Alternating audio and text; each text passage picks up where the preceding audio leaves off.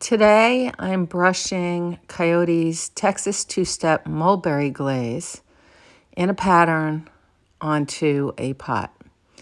I don't usually brush, but when you have a pattern this detailed, a brush is really helpful.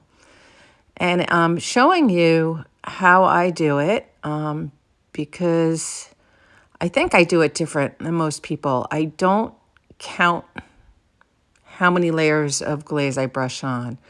I basically fill the brush to capacity with glaze and just flood the area that I'm glazing with the glaze. I let it drop off the brush. You can see it just kind of falls through the point and onto the pot.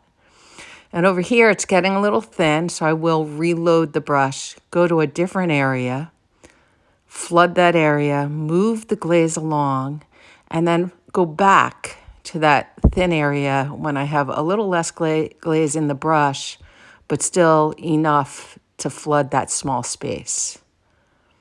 And see how I just move the glaze around. I just move it around. I don't pull it. I let it flow through the brush and into the space.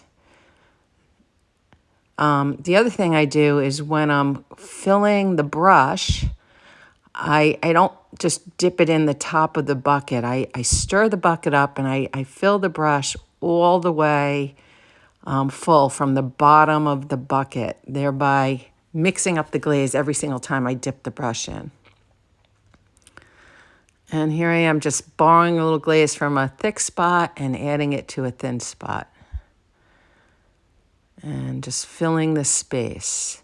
Now with the two steps, it's good for it to be an uneven application. So brushing in this fashion is fine. If I was using, there I am dipping and stirring. If I was using a satin glaze, I would not brush in this fashion because a satin glaze, you need to be very even application. In fact, I probably wouldn't brush a satin glaze at all. I would just dip or pour it so it's super even.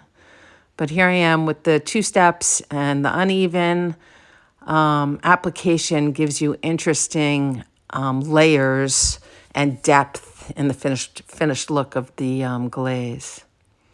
So there it is, just filling the space and moving the glaze over. And it's not, I don't go back and do a second coat or a third coat or a fourth coat. I just put the glaze on as if it was poured into the space. So this is how I brush. And I'll look at it and maybe I'll go in and take a little off, add a little on. That's it. As simple as that. Thanks for watching.